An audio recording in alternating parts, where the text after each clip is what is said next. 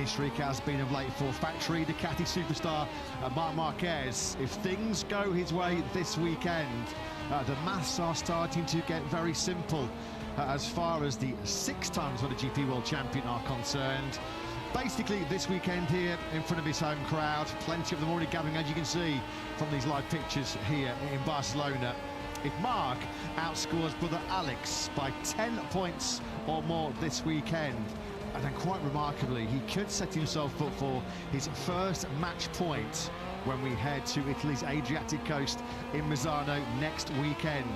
Is he just 9 days away from a 7th MotoGP World title success?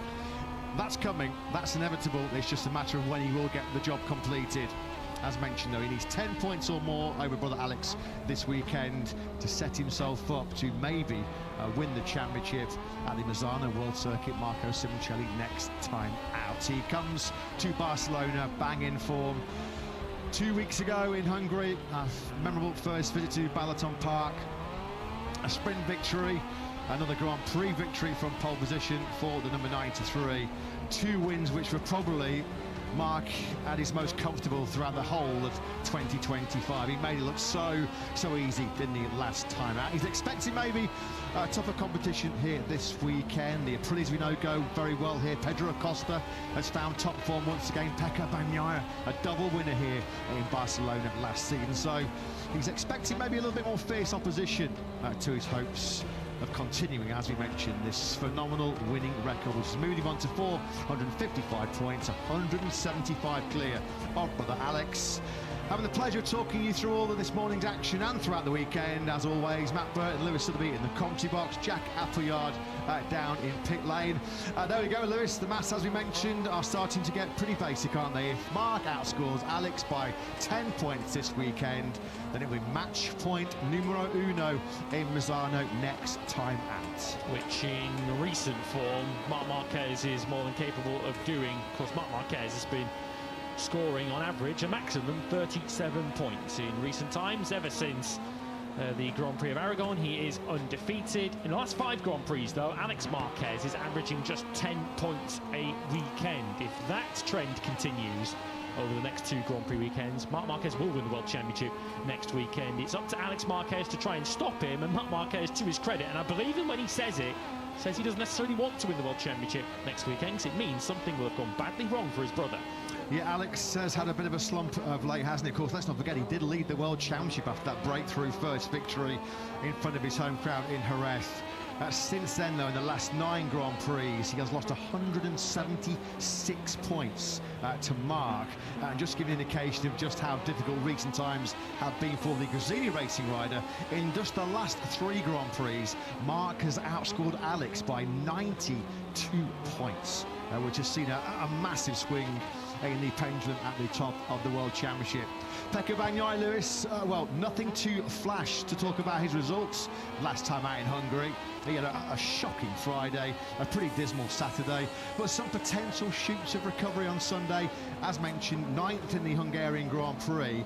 Nothing to write home about as far as Bagnaia is concerned, given his performance of the last 2 or 3 years, but hopeful that a radical setup change was a breakthrough. He said he felt he's most comfortable for a long time on the GP25. We know he's got a great record here in Barcelona, but I guess the jury's still out as far as Bagnaia's prospects of being back in the game this weekend.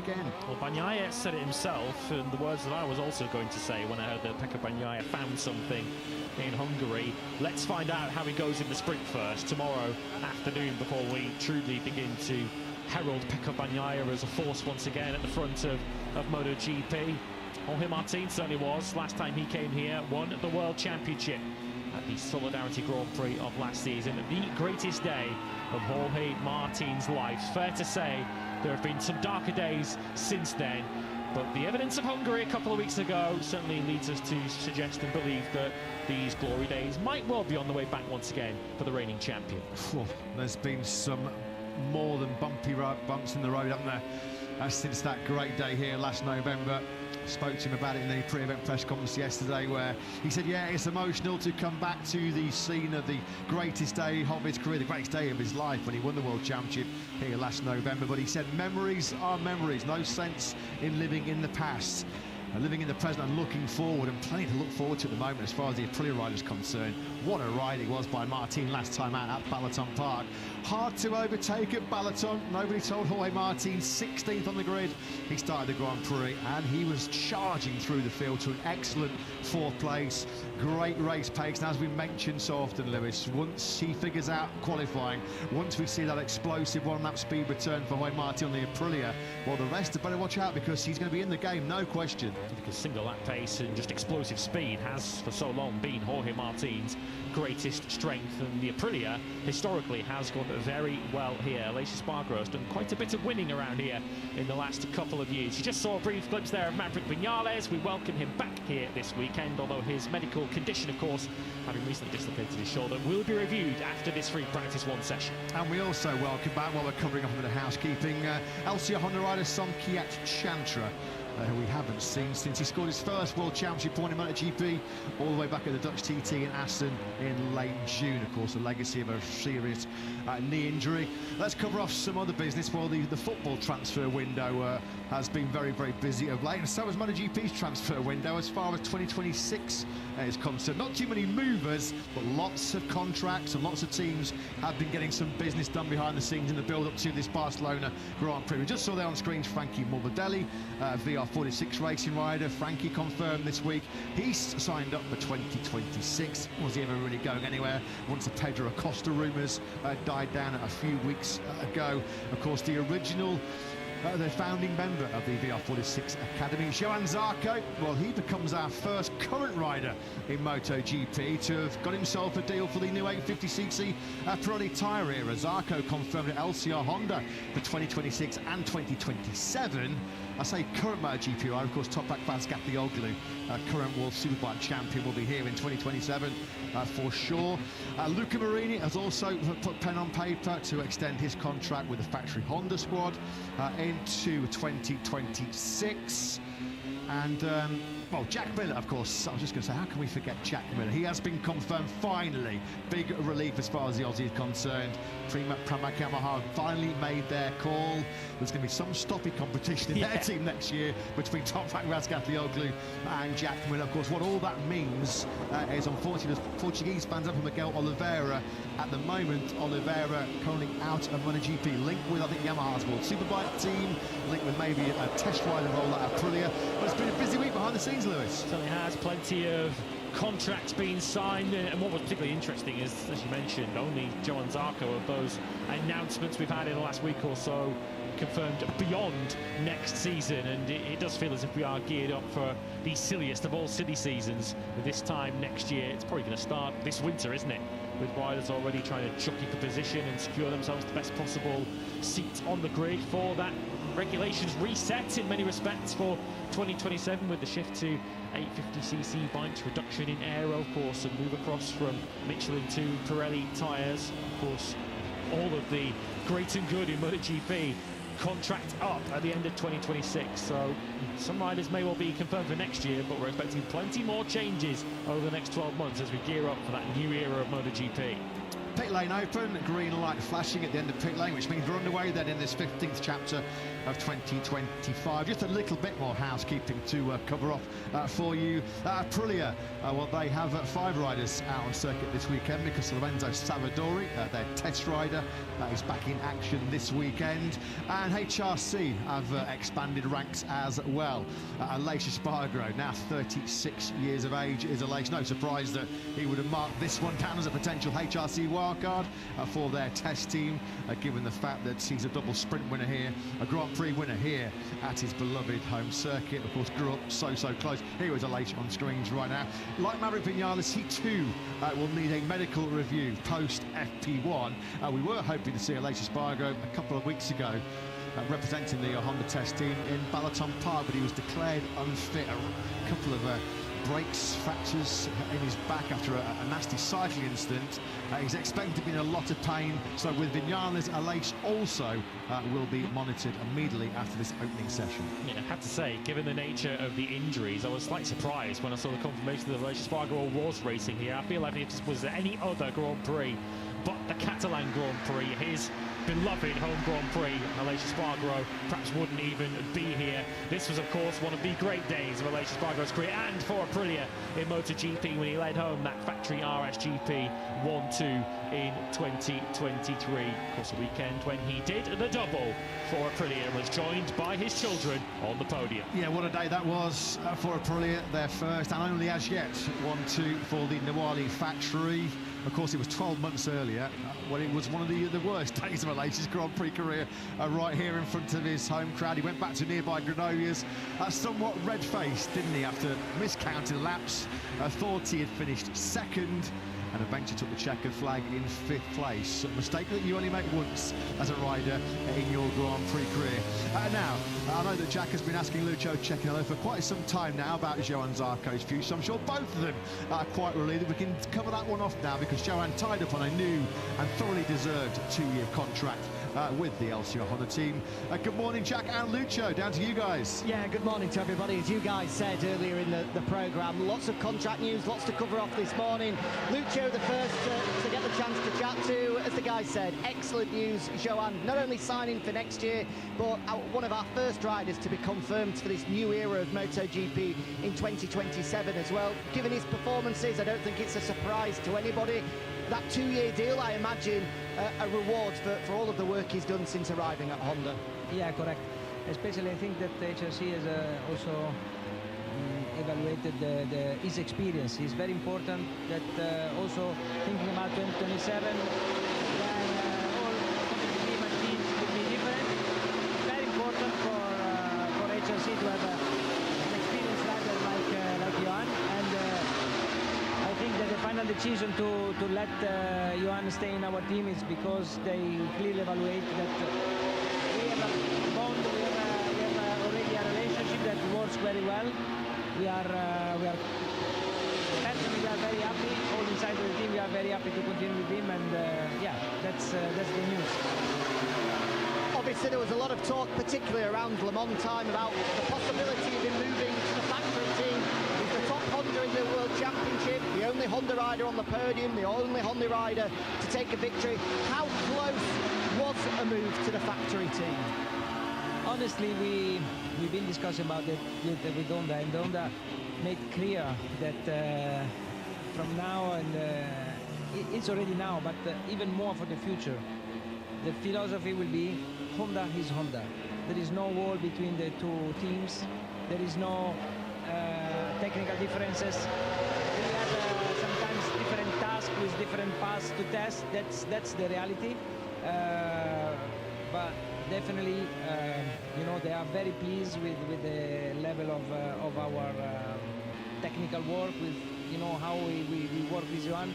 So this represents a value that doesn't matter, you know, to be in one team or another team. That's what's the most important, is to look at the performance, and Johann is performing very well, and then they are very keen. We could see in Hungary a great weekend for both Luca and Johann. Some new parts were brought and clearly were able to allow the bike to take a step forward. I could sense some frustration from Johann after the Hungarian Grand Prix again yesterday, that he doesn't have those items on his bike. When is he expecting to get them, and is there a bit of frustration? He doesn't have the same level as Johann and Luca right now. Well, you know, the reality is that that parts are just some items that are still under development. That parts are items that still, you know, there are different rider feedbacks between the test rider and the two factory riders.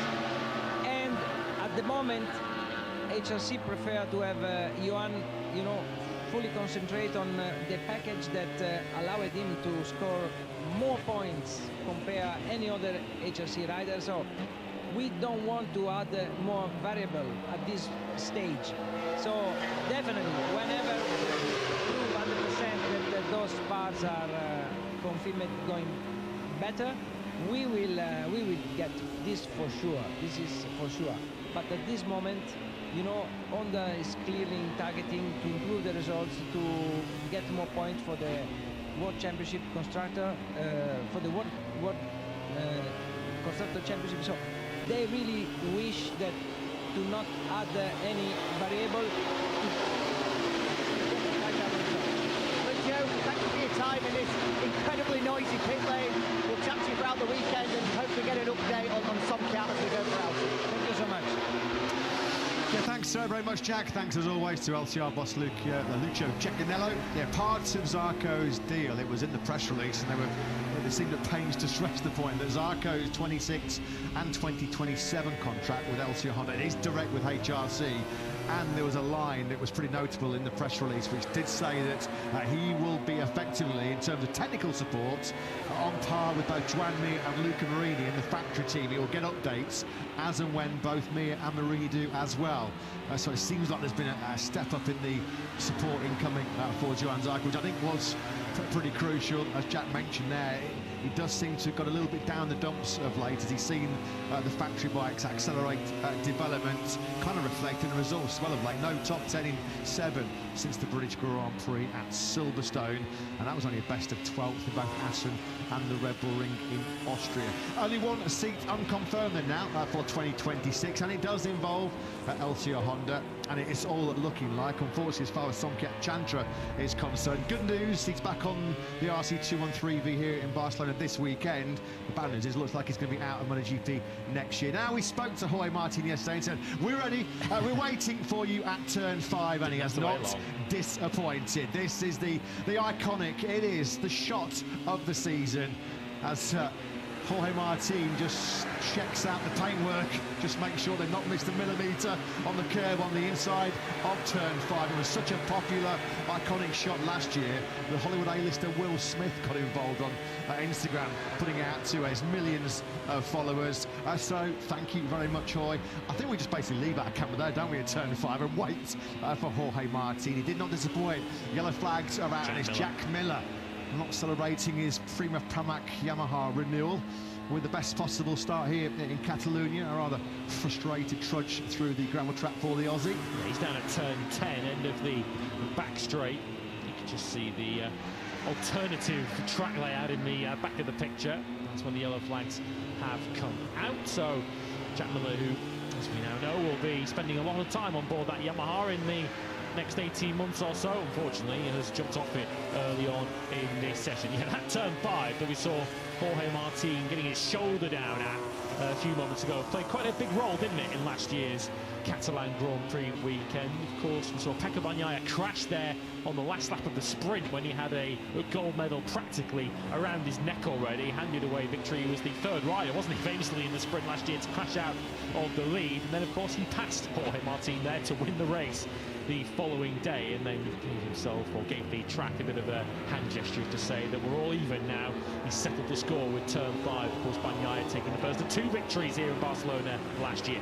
Yeah, Ralph Fernandez and Brad Binder, along with Bagnaia, the 3 riders that crashed out of the lead in the sprint here last year. That gifted Aleix Espargaro the sprint win here last May. It was the only lap of the season that Aleix did lead. Just quickly coming back to our Somcat Chantra LCR Honda future prospects.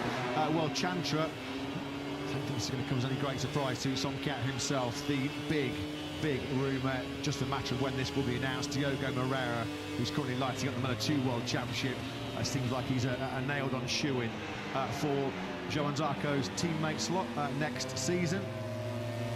And while we're on the subject of Jack Miller and Yamahas, of course, Yamaha confirming recently that next weekend in Misano, finally, there's been so much talk throughout 2025. We know that they've been running that V4 engine project on the circuit since January, February time with Andrea Dovizioso and Augusto Fernandez. I think it was around February time it debuted in Sepang behind closed doors. Well, Yamaha boss Paulo Pavesio confirming in the build-up to this Barcelona battle that next weekend in Misano, Augusto Fernandez as a wild card will make a race debut on the new V4 engine package, which I think is more than welcome news as far as this rider on screens, Fabio Quartararo, is concerned, is because of all the riders that we saw in their media scrums post the Balaton Park Grand Prix. Fabio Quartararo looked probably as miserable as any of them. And he was pretty scathing once again, was Fabio. He almost pretty much started to get sick of life again, it looks like, bemoaning a lack of new parts and also suggesting and complaining about a lack of new ideas, a lack of creativity behind the scenes from Yamaha. So I don't think that V4 engine can come soon enough as far as Quattararo is concerned. Yeah, and one wonders whether the public debut in terms of competitive action for that V4 was almost a public message to Fabio Quattararo, just to underline to him how much Yamaha are still pushing to try and move the project forward. There's an increasing feeling, isn't there, in MotoGP now that the inline 4 has reached its shelf life ultimately. It's reached the limit of its capabilities and performances, as well as Fabio Quattararo has done on it this season, of course, nearly winning the British Grand Prix. But of course, he's getting rather frustrated, rather impatient, understandably, given the way his results have gone as of late. Of course, not helped in Hungary by the long lap penalty that he picked up for leaving his braking a little too late into turn 1 in the sprint. But Fabio Quattararo, with, of course, him being amongst those high-profile riders whose contract is up at the end of 2026, Yamaha almost need to prove to him that they're a factory worth sticking with for the long term, otherwise they might risk losing their 2021 world champion. Absolutely. I mean, you kind of think, really, Yamaha have got 6 or 7 months to really show Fabio Quattararo that they are the factory that he should commit his future to beyond his current very lucrative contract. I mean, by the time we get to the start of next season, beginning of March, in this young man's home country, the season opener in the Chang International Circuit in Buram, Quattararo will already got a sense of where Yamaha potentially are at with the new V4 project in 2026. Will he believe that they can roll out an immediately competitive package in the new 850cc era? So a real big 6 or 7 months or so coming up as far as the factory Yamaha team are concerned. Well, so far so good. How many times have we said that on a Friday morning as far as number 93 is concerned, sporting his special home race helmet here this weekend, just as Jorge Martin was, we saw a few moments ago. Marquez down to business very, very quickly with a 139.198, which sees him nearly 2/10 clear of brother Alex. Another team then that's been very busy off track in the build-up to this Barcelona clash has been Pertamina Enduro VR46. We now know their confirmed 26 lineup: Fabio Di Gianantonio and Frankie Morbidelli. I'd imagine negotiations are fairly easy to get done, given the fact that Frankie's such a close ally of Valentino Rossi, Lucio Slucci, and the man we're about to hear from, Pablo Nieto, the boss. Down to you, Jack. Yeah, that's one of the questions I wanted to ask Pablo, because I'm fascinated to know how negotiations take place between Frankie, yourself, Lucio, Valentino. Did you sit down after a session at the ranch over a bowl of pasta and decide, right, okay, let's just get this done? It seems like the most interesting negotiations across the paddock. Yeah. In the end, we know very good each other. No, in the end, it's nice to make this agreement, because we know that Frankie have a very big potential. I think it's important to him also to get this second year, no, because in the end, of course, we know it, but it's not the same when you are working just for 1 year. Second year is going to be a little bit more tough, because always it's more tough. All the manufacturers are coming. But anyway, I think we can make a very good job, and we are very happy to confirm Franco for next season. It's been a seat that lots of riders have been linked with. Pedro Acosta's name throughout the season was continually linked. How has Frankie dealt with all of the gossip, all of the talk that's been surrounding his seat? Yeah, in the end, we was very clear with Frankie. We tell him everything every time, because in the end it's important for the rider to know how was the situation. Of course, we was very interested in Pedro, but I think all the teams are very interested from Pedro. No? We know the potential that Pedro have. We know that Pedro, with a, let's say, different bike, he can make something very, very important. Of course, he's making now also very important things. But you never know. You never know what happened in the future. You never know what's going on. And also, we have to leave the door open to others. Do you know what bike Frankie will be riding next year? Will he stick with the 24, or will he move up to the GP25? Yeah, he will move to the 25.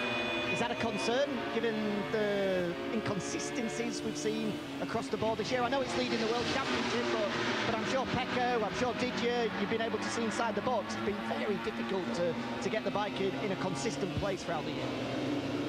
Yeah, that's true. But also we know that the bike from 24 to 25, the step is not so big. That's true. Of course, we know that it's a little bit different. It's a little bit different to manage the situation. But we still have to talk with Ducati about the exactly bike that we will get it. But looks like we will move to 25, and then also Ducati have to make the 26 bike. So we will see what's the difference between one bike and another one. Also, we know that the engine are completely free, so the big change is not going to be. Thanks, Pablo. Have a good weekend. Thank you. Yeah, thanks, Jack. Thanks to VR46 Racing boss Pablo Nieto. Yeah, a solid season, I think, as far as Morbidelli is concerned. He is 6th in the World Championship, 2 sprint podiums, 2 Grand Prix podiums. Balaton last time out, 6th place over line after another very eventful Grand Prix as far as Frankie was concerned. That was his 8th top 6 in 12 so far this season, so he's been, as mentioned, solid rather than spectacular for the majority of the campaign. I think there's a general belief in the paddock that if VR46 and Ducati could have got hold of Acosta, well, that was not an opportunity they were going to turn down. We know that's all the material now. Morbidelli has got the contract signed, sealed and delivered for 2026. Frankie at the moment down in 13th place in the early part of the session. Marquez 1-2 then at the top of the leaderboard. Joan Zarco celebrating his new 2-year contract, which does include his participation once again in the Suzuka 8-hour endurance race. So we're going there for the hat-trick in Japan next summer. He's 3rd quickest for Castrol Honda LCR. And then Marco Bezzecchi, who's in tip-top form right now for the factory of Aprilia. Pedro Acosta 5th. Enea Bastianini 6th, trying to rebound after a horror show in Hungary, where he dumped the RC16 on the first lap of both the sprint and the Grand Prix. Pecco Bagnaia fans, we have to reference him because there's been so much talk about this potential setup breakthrough on the GP25. Yes, it's only very, very early days here. He's only done 8 laps of the session so far, but he's 22nd fastest, Lewis. 1.7 seconds off the pace. Now, of course, we don't know what Pecco Bagnaia has been up to. We don't know particularly how hard he's pushing, what kind of setup he's got on that bike, but certainly the stopwatch isn't telling a particularly pretty picture for Pecco Bagnaia so far. We won't sound the panic alarms for Pecco just yet, but he certainly wouldn't want to be 22nd at any stage of any session in a Grand Prix weekend. So perhaps we're still in the dark as to just what kind of breakthrough, if any, Pecco has made at this point. There is Marc Marquez in the 93 factory Ducati, heavy braking into turn 10. Now into this brilliant end-of-lap stadium section. Of course, those fans in the grandstand in 2009 were erupting at this point on the last lap.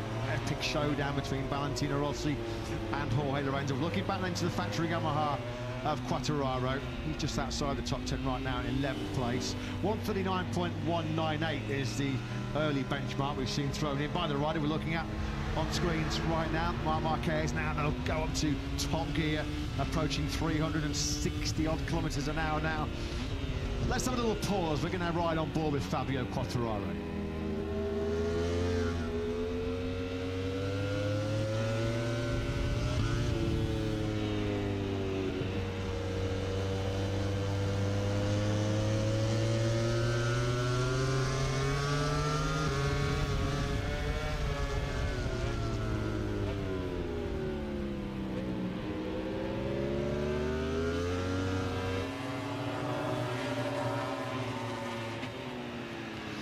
Well, we were trying to, Fabio Quartararo is showing how hard it is to follow Marc Marquez around the circuit to Barcelona-Catalunya. We were hoping to have a full, clean lap with Fabio. On that occasion, unfortunately, we just saw him there on board, charging in hot into turn 4, that tricky right-hander.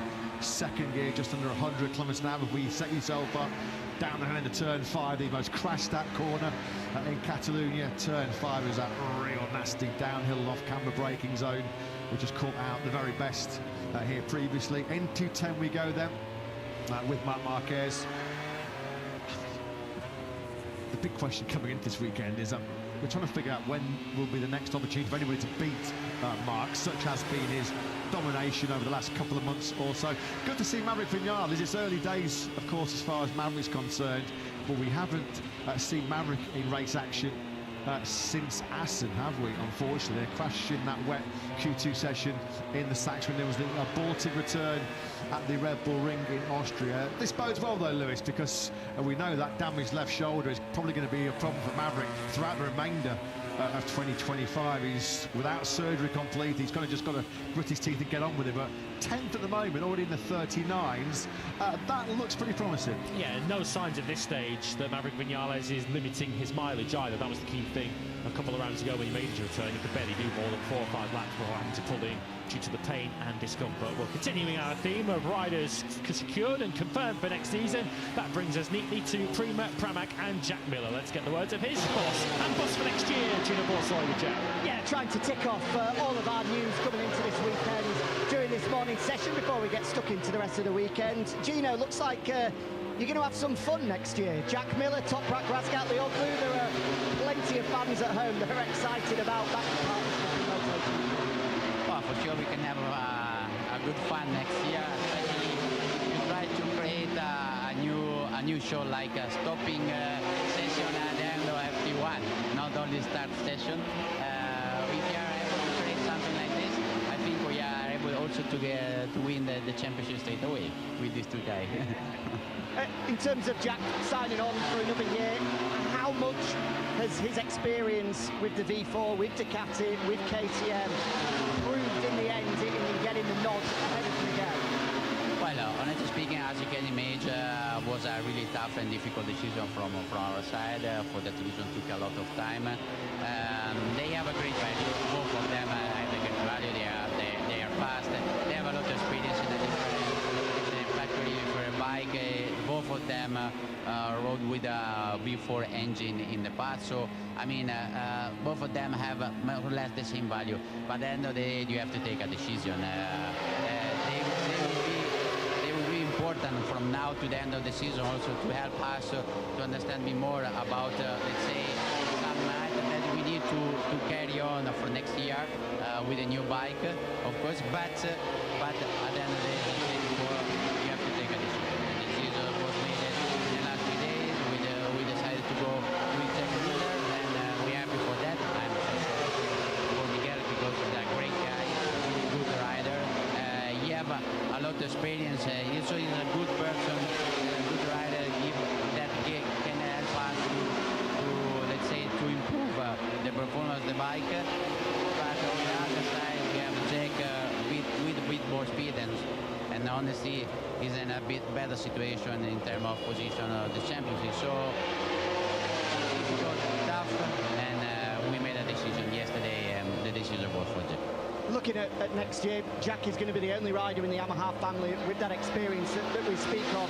Just how important is his role going to be from now up until the start of next season to try and get Yamaha in a position where they can compete?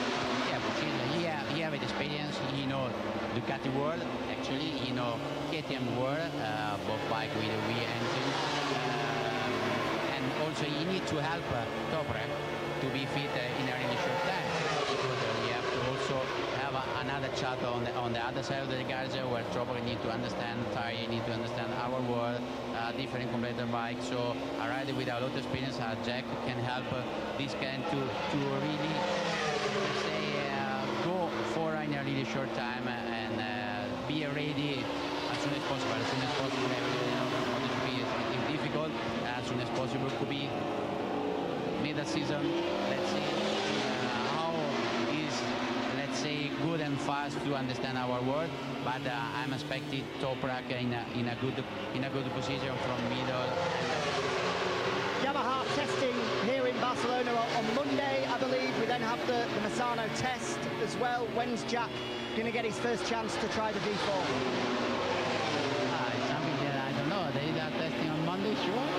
As far as I'm aware, the big smile on your face tells me that information is correct as well.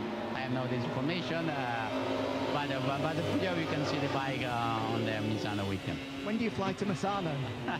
early. Thank you, Gino. Yeah, thanks, Jack. Good stuff as always with Prima Pramac Yamaha boss Gino Borsoi. Yeah, Miller's V4 experience, of course, previously at Ducati and most recently at KTM, certainly weighed heavily in his favour. It was a point touched upon by Quartararo, actually, last time out in Balaton Park. Yamaha's 2026 ranks, including Quartararo, Alex Rins and top rank Raz Gatlioglu, blessed with an enormous amount of talent, an enormous amount of experience, but none on the V4 engine MotoGP bikes. So, of course, yes, it's Jack's speed and his talent as well, which, of course, was a major factor. But his V4 experience, you felt that Yamaha could ill afford, really, to lose. And as the weeks progressed, there was this delay in the decision. I think that was frustrating Miller himself. He sort of decided to try and force the issue, I think, didn't he, last time out in Hungary. So, yeah, as time was wearing on, you always felt that Miller was going to win that battle against Oliveira. Yeah, the forcing of the issue seemed to work, didn't it? A couple of weeks ago for Jack, who will clear the 200 Grand Prix mark next season now that we know he's confirmed for next season. Of course, that V4 experience comes across Honda, it comes across Ducati, and of course, most recently, KTM. And down into the regulations, there's nothing, strictly speaking, stopping Yamaha from just giving Jack Miller a V4 before the end of this season. Of course, Yamaha not restricted by engine allocation because of their concessions band. They have got the opportunity to throw new engines at the problem as often as they like, really, through this season. So in theory they could give Jack Miller a V4, but I guess they want to see Augusto Fernandez test it in competitive fashion. They have been very cautious and very careful with the steps that they've been taking to ramp up the mileage and also ramp up the performance testing on that V4 engine over the course of this season. But of course, if you're a rider on board the inline for Yamaha, patience wearing thin. Yeah, we're all looking forward to the post-race test in Misano. Quartararo, that's the we're expecting to see him throw his leg over the V4 for the first time. So much work has been done behind the scenes by Augusto Fernandez and their trusted test rider Andrea Dovizioso. No change at the top as the initial lap times have been pumped in here in Barcelona. Now we're just seeing a bit of work on used rubber as we pick up Zarco. Fresh off signing that 2026-2027 Honda contract, and an understandable decision as far as HRC are concerned to tap into the vast experience of Zarco in terms of developing their new 850cc engine. Certainly he'll have experience of the big tyre swap over from Michelin to Pirelli as well. It's down into turn 5. Well, he was nearly another victim of that perilous turn 5. Was there? Good save that by Zarco, because that front is going to tuck on him. You can just see the right foot leaves contact with the foot peg. Good little save that by Zarco, who's had a strong start to this round 15. He's third fastest at the moment. And of course, he'll be deep into his 300 Grand Prix appearance next season, well, later on this year, as a matter of fact. So understandable why Honda not wanting to let so much experience pass at a time when they're going to need experience on board with so many new projects coming the way in MotoGP. Yeah, and John Zarco, of course, 35 years of age now. Of course, by the time his next contract's up, he'll be 37 years of age. He's certainly a different character and a different rider than he was in the early stages of his career, when he was perhaps seen as a little bit of a hothead. It's the hot temper and temperament of Fabio Quartararo that looks like it's bubbling up in temperature here, as he looks rather exasperated as he explains the characteristics and behaviour of his Yamaha at the moment. The ultimate irony at the moment from a Yamaha point of view, top Yamaha in this session at the moment is the rider they've just deemed surplus to requirements. Miguel Oliveira up in 7th place, as we've got an early problem there for Enea Bastianini on his Tech 3 KTM. Yeah, he had plenty of problems last time out in Hungary. Did the beast, 2 first lap crashes in the sprint and the Grand Prix. Really didn't sort of reflect his potential throughout that weekend. This is on the exit of pit lane, where the RC16 has given up the ghost. So here he is on the number 23. The last time we saw Enea on a KTM here in Barcelona, well, he totaled one, didn't he? Of course, we were here for our final Grand Prix of 2024, and he stayed then for the first test of the new campaign. And going down into turn 5, Enea lost the front on the KTM Tech 3 machine and absolutely destroyed KTM, right at the point where the Tech 3 team must Nico Gordon had just joined myself and Lewis in the commentary. So I think we've got one question and one sentence out of Nico before he saw live Enea completely trash an RC16. I think it was our shortest ever guest appearance as he went to check on the welfare of both Enea and what was left of the KTM. Shortly after, he'd pretty much said words to the effect of that's exactly what he shouldn't do on his first day on board a KTM. Just get as many miles under your belt as you can, and we immediately cut to a very second-hand RC16 in a gravel track that has claimed many a rider and many a motorcycle over the years. As you saw there, it very nearly claimed Johan Zarco. We're riding on board now with Fermin Aldeguer, looking at a rider who I guess in many respects he counts as a mentor and a very close friend. Jorge Martin, 54, up behind the #1. Jorge Martin taking the kind of result that I think Fermin Aldeguer thought he would have been taking in Hungary last time out. Martin looked on it. I think he said himself in Hungary it was the first time since his return to action in Brno that he's felt like a fully fledged MotoGP rider once again. I'm back, were his words, no question about that. Still adjusting to life on that factory. I think he was even saying on the grid before the Grand Prix in Balaton Park, they were making adjustments to the handlebar setting, so he's still finding the sort of optimal comfort settings on the RSGP. But yeah, he said, I feel truly back last time out in Balaton. That's great news for everybody concerned, not just the Martinator fans, plenty of them, as you can see there in the grandstands here this weekend. But once he's at full flow, and that's at Aprilia, well, then we know that he's got the skills, he's got the talent set to be right in the mix at the front of these MotoGP battles. As Jorge I did enjoy the footage from our Spanish broadcast colleagues DAZN in the box with Jorge Martin when, with tears in his eyes, he did say, I'm back, maybe, with the official words that Jorge Martin said. I don't think he wanted to get too far ahead of himself and proclaim himself to be truly back until the results back it up, and he's not still thinking about ultimate results. He said it yesterday in the press conference. Results aren't really his motivation at the moment. He's still in that process of adapting himself to the Aprilia and adapting the Aprilia to him, but you do feel that that process is gathering momentum, and he must see this weekend as a real opportunity given the record that we know the Aprilia has around this circuit, around this 22 Grand Prix MotoGP schedule. Perhaps along with Silverstone, this is a circuit that Aprilia would count amongst their strongest. Yeah, fast and flowing in nature, which really does suit the manoeuvrability, the agility of the RSGP. We saw Quattro getting a little bit flustered inside the factory Yamaha garage. I guess he was always going to be living in fear coming to Barcelona. Now, if there's one thing that we know, a guarantee about MotoGP races here in Montmello, it's the fact that this surface, first laid in 2018, it's an ice rink. Hot conditions, approaching 30 degrees, maybe the hottest of the weekend to come on Saturday and Sunday. It's very, very low grip here around this 4.66 kilometre venue. And of course, what is the main issue that the Yamahas have been suffering with? It seems endlessly they've just not been able to get a proper handle on a lack of rear grip, which really has hindered the Wisdar M1 over the last couple of years. So I think this one, when we saw Barcelona was going to be strapped to 15, Fabio Quartararo and the other Yamaha riders would have been pretty pensive. There's some track temperatures at the moment for you. It's going to get a lot hotter as we move through the day and through the course of the weekend. It's a jewel on the Mediterranean coast, isn't it, this Barcelona circuit? But yeah, I think Quartararo knew there was going to be some potential pain coming his way, given the lack of grip that's normally on offer here in Barcelona.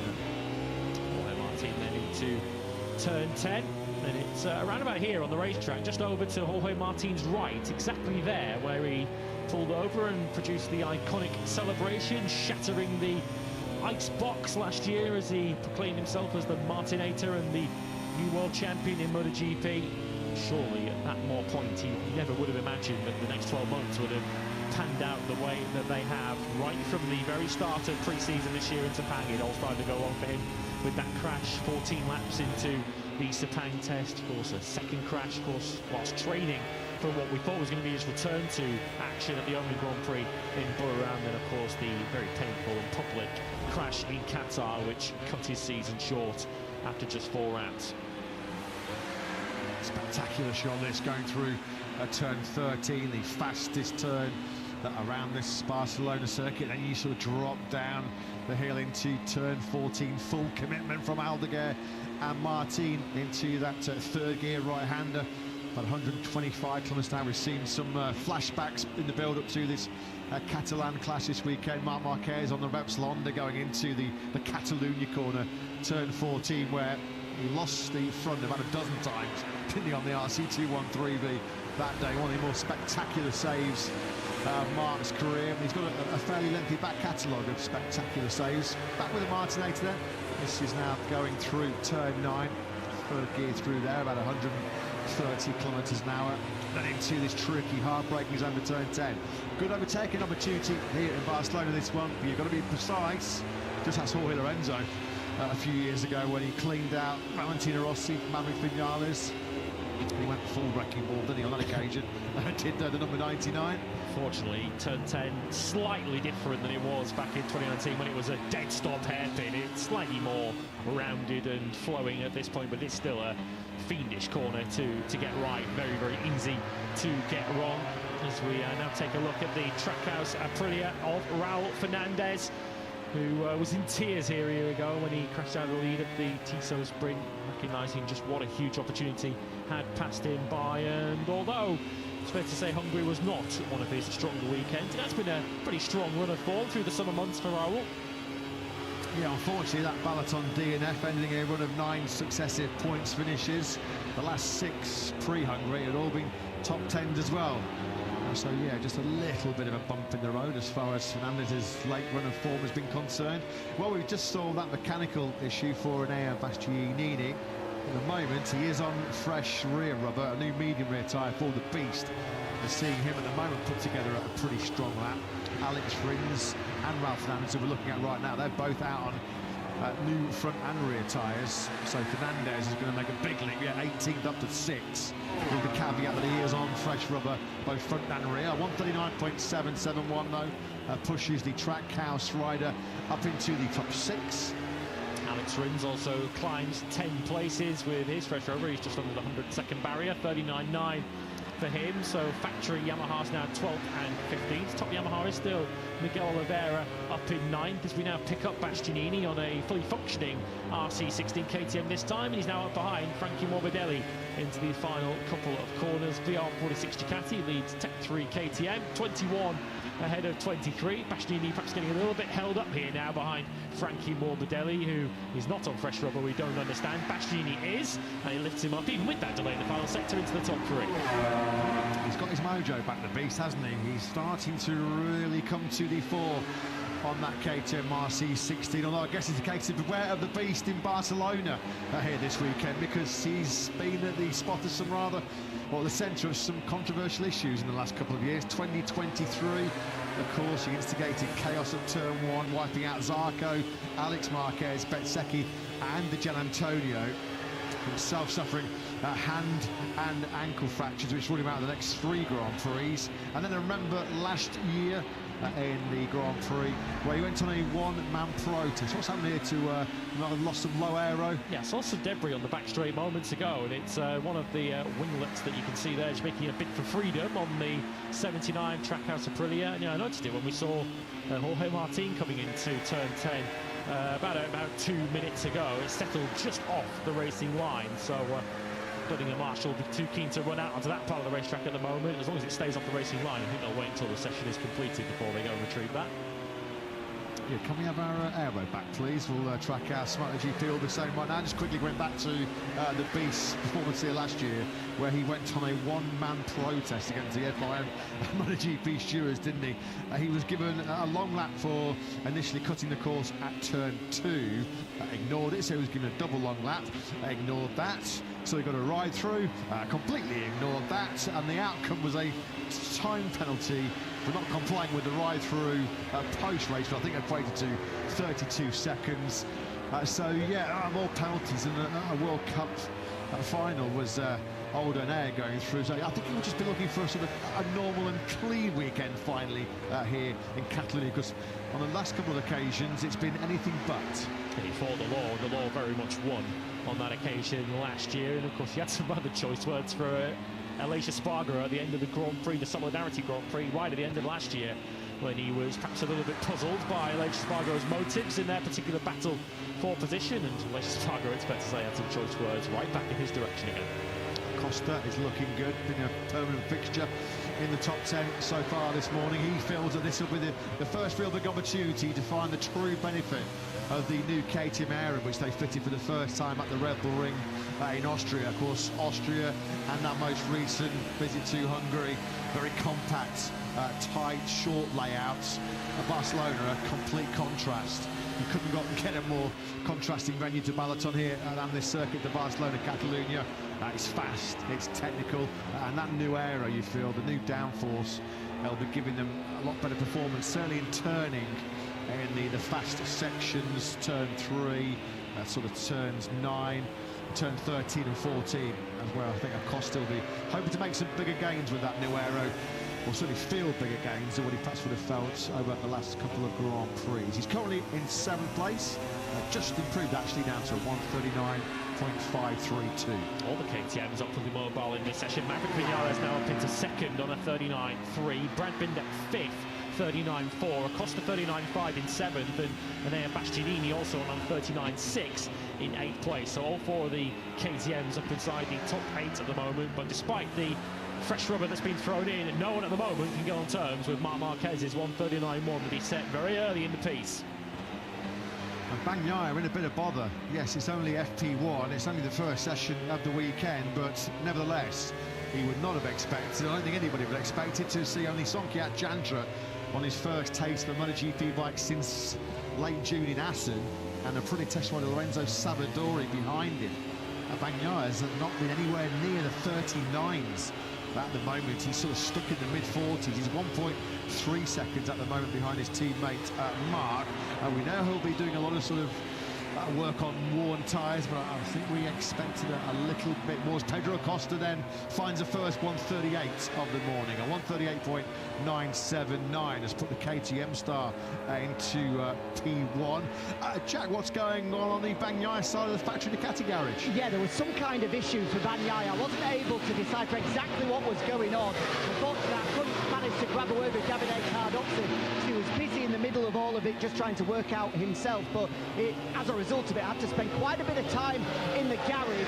He did have to switch over to his number 2 bike as well, so it hasn't been an ideal start to the weekend for Bagnaia. I'll try and find out exactly what was going on. Yeah, good stuff, Jack. Thanks very much. That Pedro Acosta is being aided and abetted on this hot laps by a brand new soft Michelin front tyre and a brand new fresh medium rear tyre. So that is certainly helping Acosta find those first 138s. He's putting together another X-Lap, as you can see on the bottom of your screens right now. Fresh rubber as well late on here for factory Aprilia rider Marco Bezzecchi. Estimated for Bez to move up potentially 4 spots from 10th to 6th. He'll hope for more.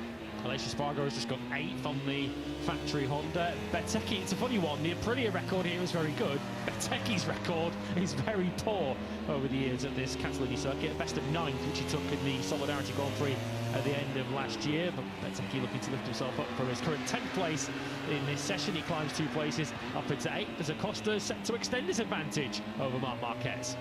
Yeah, this is looking good, isn't it, for Acosta?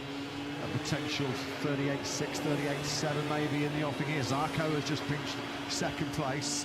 Acosta then with consecutive laps, exactly the same lap time. Well, that's precise, that's consistent, isn't it, from Acosta? Back-to-back 138.979. Superb by the Spanish rider. Zarco just off picture, did put the LCR Honda into 2nd place. Great ride that by Zarco. He picked off a late 139.074. At the moment, the only rider within a 10th of Acosta. Lap time so nice that he did it twice. 10th of a second is his advantage now over Zarco. I think the KTM team has spotted that. You can see his mechanics point to the screen saying he's done that lap time twice now.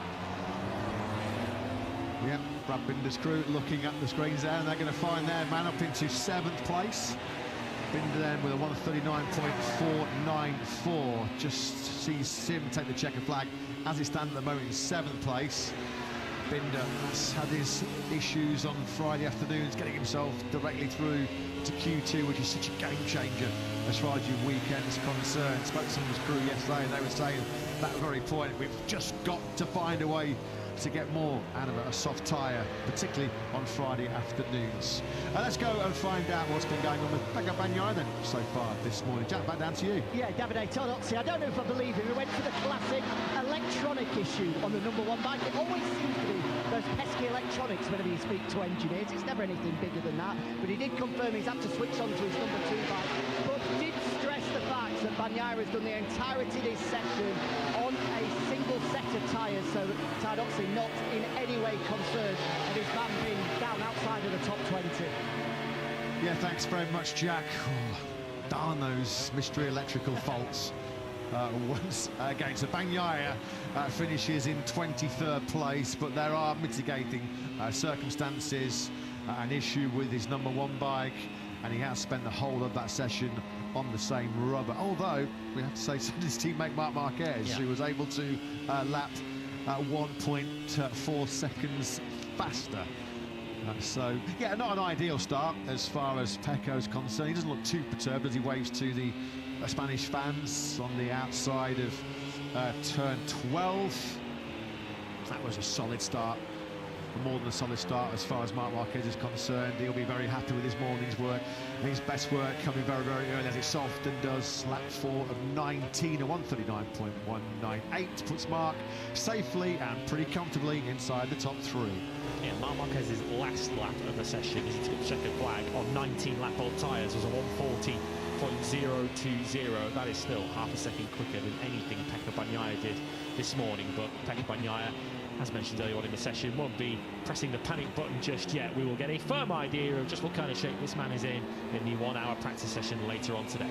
Well, it's been a few weeks now since Acosta and KTM had their clear the air talks after what have been a pretty fiery opening half to 2025. They might be wishing those talks had taken place sooner, because ever since Acosta has looked like the rider we saw so many times in a stellar rookie season in 2024, and he's going to be the rider that leads the field into this afternoon's crucial practice session. One of those automatic top 10 places will be up for grabs in tomorrow's Q2. The perfect start, though, in front of his home crowd as far as Acosta is concerned. He had some incredibly nice words to talk about Marc Marquez and the potential of him very quickly wrapping up that 7th MotoGP world title. Could happen in Misano next weekend, depending on how things pan out here in Barcelona. But he said it'll be the greatest comeback ever in Grand Prix racing, and he'll be able to sit alongside Spanish sporting greats like Fernando Alonso, Rafa Nadal, Pau Gasol. He'll be the only motorcycle rider that can sit at that very top table. Words that came from Acosta and both Jorge Martin as well, who were waxing lyrical about one of the greatest, if not the greatest, comeback ever in Grand Prix motorcycle racing. And I think Marc, well, he shook both their hands and he was very appreciative of the kind words from both Acosta and Martin. Two great riders themselves, who were recognising clearly a greatness in the 93.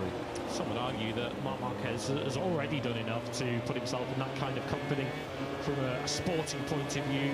He is definitely a Spanish sporting legend. He's not a sporting legend whatever country you're from or whatever country you're watching from.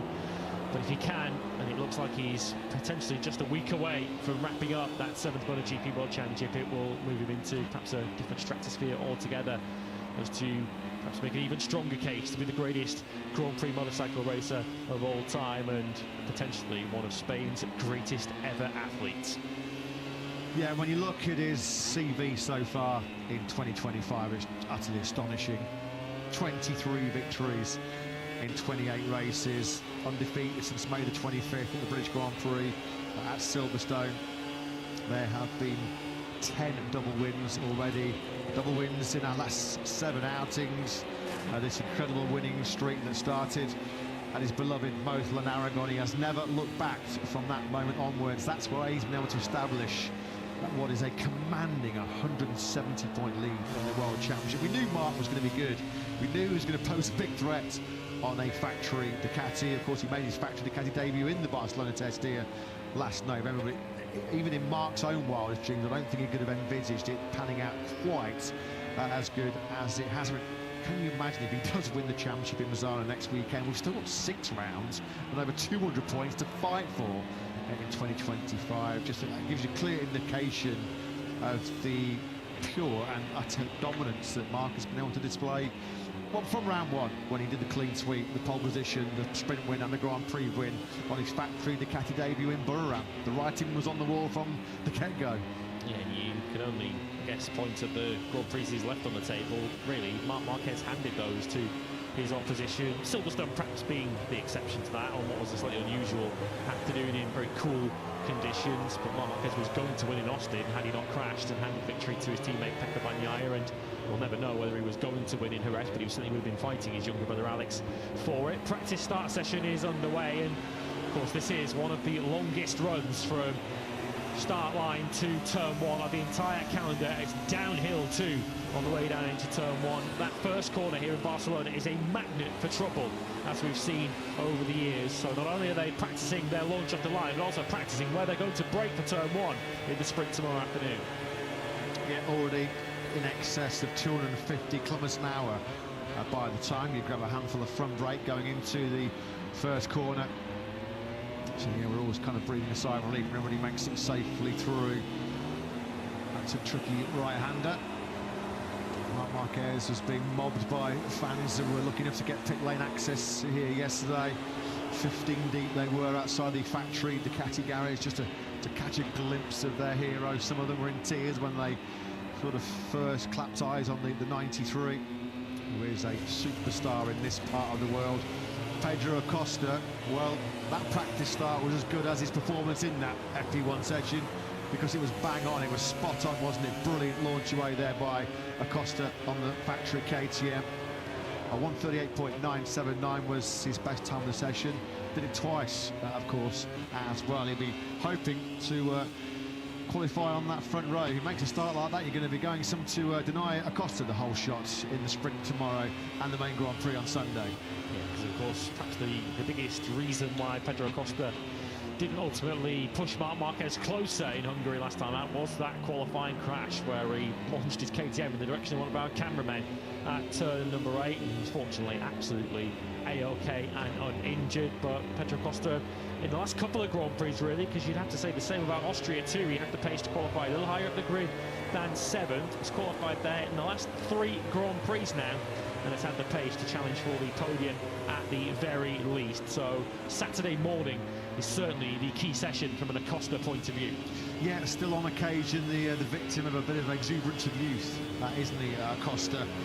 I think, like he said himself yesterday, just looking for that clean weekend where all 3 days run smoothly. The last couple of Grand Prix, you just feel that he's made key errors at key moments during the weekend as Zarco spins up his Michelin rear tyre. He's a big black line just ahead of the front row of the grid on the LCR Honda. His work in that session was pretty eye-catching as well. Zarco ended it 2nd fastest. Good launch there on the left-hand side of your picture by Jack Miller on the Prima Pramac Yamaha. Lone faller in that opening session. Miller was down early at turn 10. Got back on the 2nd of the Wisdar M1s and managed to end the session in 11th place, did Miller. Look at Marc Marquez then. He certainly didn't appear to have any issues on his practice start. The best way, of course, to keep yourself out of all the trouble that you generally find at turn 1 here in Barcelona is to qualify right at the very front. Although Pecco Bagnaia didn't exactly do that a couple of years ago when he had problems coming out of turn 1. Just looking at Fermin Aldeguer there as well, because remember here last November when he got to a practice start session for the first time on a GP bike, they grabbed a handful of throttle and put his head through the screen, didn't they, on the Gresini Ducati. That was an early eye-opener, an early wake-up call as far as Aldeguer is concerned. He has delivered on all the hype, though, on all potential we thought he would do as a rookie. Aldeguer now firmly ensconced in the top 10 in the World Championship. His most recent podium, that brilliant charge through to 2nd in the Red Bull Ring. Bit of a messy Hungarian Grand Prix, 16th over the line in the Grand Prix. Was not really anywhere near an accurate reflection of Aldeguer's potential, because once again his late race pace, his pace in the second half of that Grand Prix was as good as anybody else on track. If you want an idea of what his actual potential was, he set the second fastest race lap in Hungary at 1:37.755, which is only a tenth of a second or so off the fastest lap of the entire Grand Prix, and he set that with just 4 laps to go. So Alex Marquez, it's all eyes on the 73 here, isn't it, this weekend, to make sure that Mark has to maybe put the Prosecco on ice until we head off on our travels. Of course, this weekend in Barcelona, immediately followed by a trip we always look forward to making to the Misano World Circuit, Marco Simoncelli. And then we're going to start racking up the air miles as we head to Japan, Indonesia, weekend off, and then to Australia and Sepang. By the time we get to Sepang, I think it's fair to say this World Championship probably has long gone as far as anybody else without the name Marc Marquez is concerned. As far as Alex Marquez is concerned, though, he'll just be hoping that maybe he can stop Mark wrapping up the championship in Misano next time out. In terms of World Championships, there could be one decided here this weekend. No, Ducati could clinch themselves a 6th, is it, consecutive Constructors' Championship now, dating all the way back to 2020 when that golden run began. They can actually win it tomorrow in the Tissot Sprint if they outscore their nearest rivals Aprilia by 8 points. That feels perhaps a little unlikely unless no Aprilia's score in the sprint. We're expecting a Ducati to win it, but the likelihood is that certainly by Sunday Ducati will be celebrating their now customary Constructors' crown. So we always felt this slippery, this greasy Barcelona surface was going to throw a few headaches the way of Yamaha. That's how it proved. Jack Miller was their best worker this morning. Not a Yamaha inside the top 10. We're sort of worried about the performance maybe of Honda here this weekend, because they have had their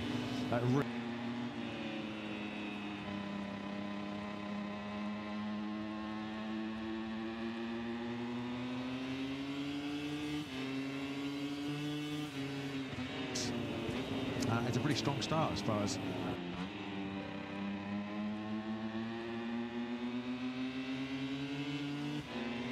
Aleix Espargaro. Of course, we know that he's a Barcelona Spurs. Aleix Espargaro 3 weeks ago, so to put that RC213V inside the top 10 is some performance by the old warhorse.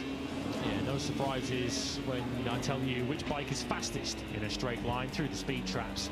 The KTMs of Brad Binder and Pedro Acosta hitting 354 kilometers an hour through the speed trap. That is over 220 miles an hour. Pedro Acosta using that power to take top spot with 2 laps on a 1:38.979. That put him ahead of Johan Zarco and Marc Marquez. Maverick Vinales second of the KTM's 4th, ahead of Alex Marquez, Luca Marini, Brad Binder, and the first Aprilia, Marco Bezzecchi. Aleix Espargaro wildcarding this weekend, 9th, ahead of Enea Bastianini, Jack Miller, Ralph Fernandez, and the top Yamaha, which was Miguel Oliveira. In fact, top Yamaha was his teammate Jack Miller, 2 places further up. He got ahead of him right at the end. Igoro, last year's Moto2 winner, 14th. From Fermin Aldeguer, Alex Rins, Fabio Di Gianantonio and Fabio Quartararo, 17th and 18th. Morbidelli, Mir, Martin and Savadori next up, before we get all the way down to 23rd, where we find Pecco Bagnaia only ahead of Somkhat Chantra. Yeah, plenty of room to improve, certainly, as far as the ex-double MotoGP World Champion is concerned. Pedro Acosta there. We know that late on he went on to a brand new soft front medium rear tyre. That's where he found those pair of 1:38.979s. He has seen the Spanish star lead the way here in sunny Spain. Johan Zarco also put some fresh rubber in for his final run, which got him down into the low 1:39s. KTM quickest and a Honda up in second. Yeah, Costa and Zarco doing their best work late on fresh rubber. And Marc Marquez, his best work coming very early on in that session. On lap 4, you can see there a 1:39.198 in his opening stint. And then he spent the whole time on the same rear tyre, and he was doing low 140s for fun. Once again, a very ominous race pace as far as the 93 is concerned.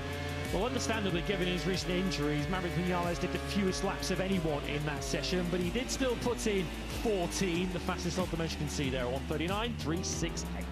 What about our sector times? Pedro Acosta nearly a 10th clear, Miguel Oliveira Oliveira out of a job at the moment in 2026. Second quickest ahead of Marc Marquez. Johan Zarco just getting ahead of Pedro Acosta through sector 2, with Marc once again featuring in the top 3. That fresh rubber really working well for Acosta in the third split. He's over a 10th clear of both Zarco and Vinales. And Marc Marquez topping the 4th sector, just ahead of Johan Zarco, who features in sectors 2, 3 and 4. So the Battle of Barcelona in 2025 well and truly underway, and it's been a great start as far as factory KTM star Pedro Acosta is concerned. A pair of 1:38.979 see him open his account here at the Circuit de Barcelona-Catalunya with the fastest time. Acosta P1 going into practice later on this afternoon.